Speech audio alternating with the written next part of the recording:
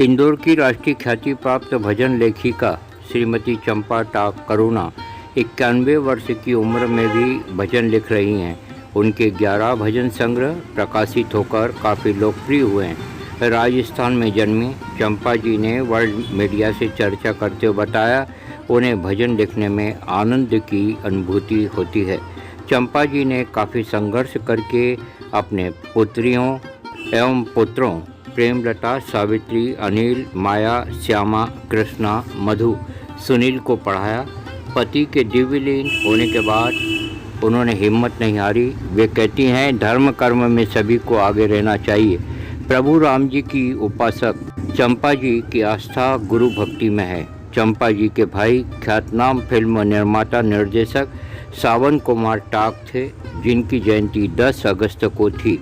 चंपा टाक की साहित्य मर्मज्ञ सुपुत्री मधु टाक ने वर्ल्ड मीडिया से चर्चा करते हुए बताया कि माता जी की जो सुपुत्री हैं उनसे लेने जा रहे हैं साक्षात्कार, जिनका साहित्य के प्रति बहुत अनुराग। आपका स्वागत है मधु जी। हम माता जी के बारे में अपने दर्शकों को बताना चाहेंगे, क्या संस्मरण साझा करेंगी? जैसे हमें मालूम चला है कि आप कभी स्कूल नहीं गए, आपकी माता जी। हाँ, माँ के लिए कहना और उनको शब्दों में पिरोना असंभव है। फिर भी मैं आदरणीय माँ के लिए कहना चाहूँगी कि ये कभी स्कूल या पाठशाला नहीं गए, क्योंकि ये निश्चित था कि पहले लड़कियों को नहीं भेजा जाता था स्कूल, तो माँ को कभी स्कूल भी नहीं भेजा। इनकी बहुत इच्छा रहती थी, रुचि रहती थी कि वो भी स्कूल जाए, पढ़ें, लेकिन नानी जी और नाना जी मेरे बहुत कम उम्र में चले गए थे, तो जिम्मेदारी परिवार की इन लोग के ऊपर ही आ गई थी। तो भाई को तो पढ़ाने भेज दिया, लेकिन इनको नहीं भेजा। और भाई जब स्कूल से आते थे और अपना बस्ता या बैग रख देते थे, वो किताबें उठा के चुपचाप ये पढ़ते थे, और चुपचाप पढ़ा। आज तक किसी ने एक शब्द ज्ञान भी नहीं दिया, और डरते थे भी कि पढ़ूंगी तो मेरी किताबें छीन ली जाएगी। आपके माता जी के गुरु कौन? माता जी के गुरु हमारे शाहपुरा संप्रदाय, राम स्नेही संप्रदाय के, जो जयपुर के पास सांगानेर है, वहाँ पे इन्होंने दीक्षा ली। इन्होंने ये अपनी माँ के साथ जाते थे रामद्वारा, तो वहाँ लिखा था कि अगर आपने गुरु नहीं बनाया है तो उसके हाथ का पानी भी नहीं पीना चाहिए। ये शब्द इनके जीवन में उतर गए, और इन्होंने नानी को आके बोला कि मैं अब गुरु बनाऊंगी, और जिद करके ये रामद्वारा गए। वहाँ युक्ति राम जी महाराज, नारायण दास जी महाराज, और अभी पीठाधीश्वर हैं स्वामी रामदयाल जी महाराज, जो अभी उस गादी पर हैं, वो इनके गुरु हैं। और सतत उनके संपर्क में रहकर इन्होंने राम नाम की साधना की, और नाम में इनका विश्वास है। बाकी आडंबर से मुक्त हैं ये, और एक शक्ति, एक साधना जो उन्होंने की है वो इस पुस्तकों में की है। इन्होंने 10 पुस्तक तो भजन की और एक व्यावहारिक ज्ञान की पुस्तक लिखी। एक 11वीं किताब इनकी तैयार है, जल्दी से जल्दी होगा तो हम प्रकाशन करवाएंगे। और आज भी ये लिखते हैं, बोलते हैं, पुराने ज्ञान इनको बहुत है। इनको रीडिंग का बहुत शौक था, बहुत पढ़ते थे। पहले की सारी भागवत रामायण इनको कंठस्थ रहती थी, कोई भी दुनिया आप इनसे पूछ सकते थे। आपके नाना नानी का नाम? मेरी नानी का नाम था गुलाब देवी, और नाना जी का क्या था मैं भूल गई। नाना जी का शंकरलाल जी, राइट। हाँ। आपसे एक प्रश्न है, और क्या आपके पिताजी का शुभ नाम जानना चाहेंगे? शंकरलाल जी टाक, श्रीमान वो क्या शंकरलाल करते जी। थे? वो मैनेजर थे, हाँ, वेयर हाउस में, लिकर वेयर हाउस में मैनेजर थे। कब दिव्यलीन हुए? वो 22 साल पहले। 22 साल। तो बड़े संघर्ष के साथ में आपकी माता जी ने आपका लालन पालन किया।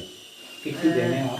हमारा तो नहीं किया संघर्ष में। हाँ। क्योंकि हमारे बाबूजी थे, बहुत अच्छे से थे, उन्हीं के रहते रहते मम्मी ने भी बहुत कुछ अपना जमा कर लिया था कि भाई बुढ़ापे में सहारे के लिए। लेकिन इन लोगों का बहुत मुश्किल संघर्ष में जीवन था, और यूँ तो हमारा फिर रहा ही से।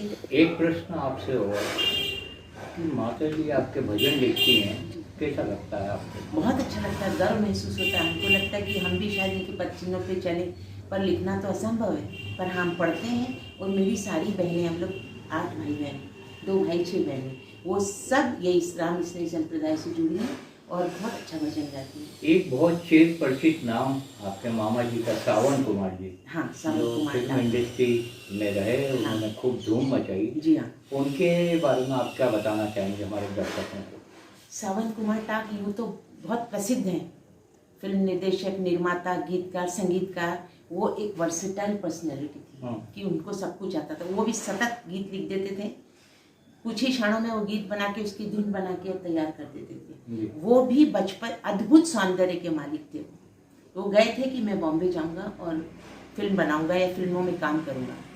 वो घर से चुपके गए और मेरी मम्मी ने ही उनको कितने 200 रुपये दे के आपने भेजा था, क्योंकि उनकी बहुत लगन थी कि मैं बॉम्बे जाऊँ, लेकिन उनकी स्थिति ठीक नहीं थी।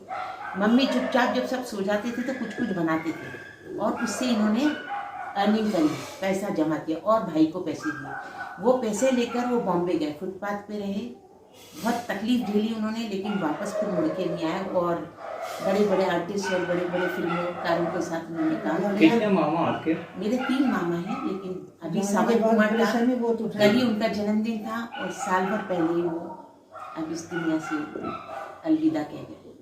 साल भर पहले ही वो नहीं रहे। हम उनके कृतित्व को सादर नमन करते हैं। सावन कुमार जी का कल जन्म दिवस था और प्रभु से हम प्रार्थना करते हैं कि सावन कुमार जी पुनः सशरीर इस दुनिया में लौटें।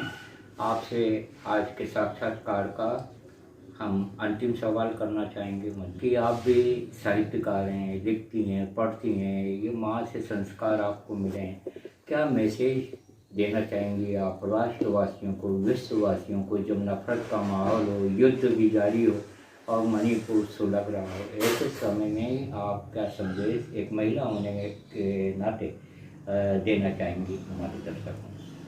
जी, बहुत अच्छा सवाल किया आपने कि राष्ट्र के प्रति हमारा संदेश।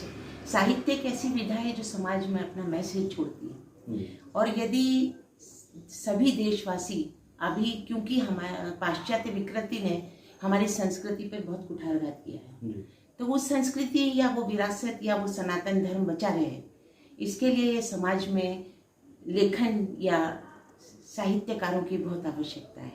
और जहाँ तक भक्ति और धर्म का मामला है तो वो चाहे वो नेता हो चाहे कोई भी हो, अगर वो धर्म से जुड़ेंगे तो निश्चित ही सफलता होगी।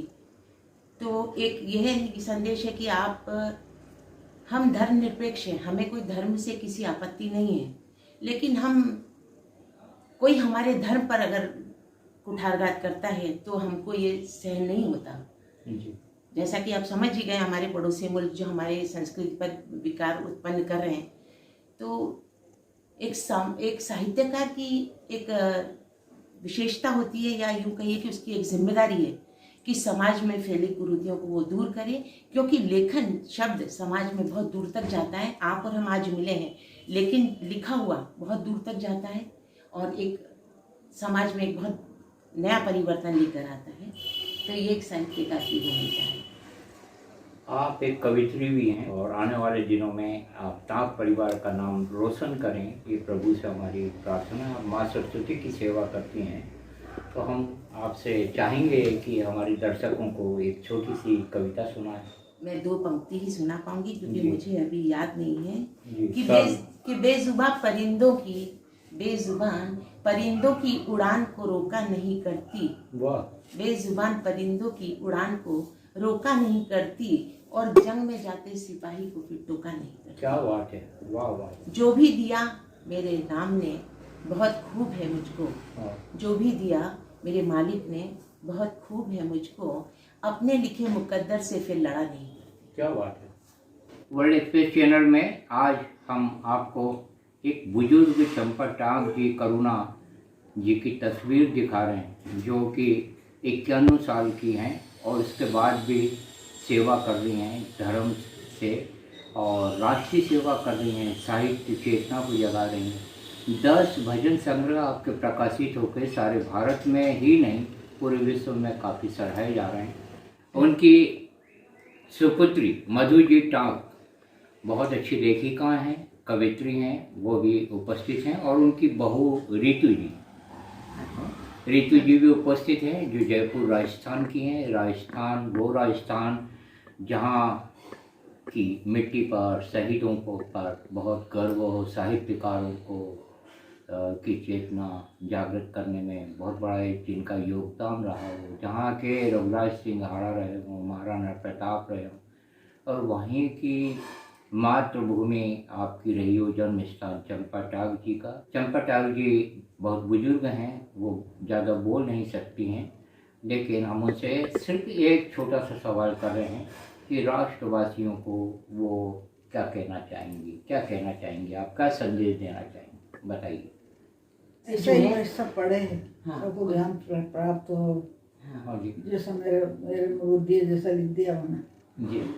आने वाले दिनों में और भजन लिख रही हैं आप? हाँ, लिख दूँ। लिख रही हैं। अभी भी आपका कहना है कि मैं इतनी उम्र होने के बाद भी भजन का सृजन कर रही हूँ। तो आपने आज से 25 साल पूर्व मुझे एक इंटरव्यू में बताया था कि लोगों को भगवान से जुड़ना चाहिए, भजनों से जुड़ना चाहिए। आपका काफ़ी अच्छा प्रेम है साहित्य के प्रति, धर्म के प्रति, और यही उनका संदेश है कि जो मैं लिख रही हूँ, जो अन्य भजन गायक गा रहे हैं उनको वो लोग जनता सुने, और जो भजन लिख रहे हैं उनको खूब पढ़ा जाए, जिससे कि अच्छे संस्कार पल्लवित हों।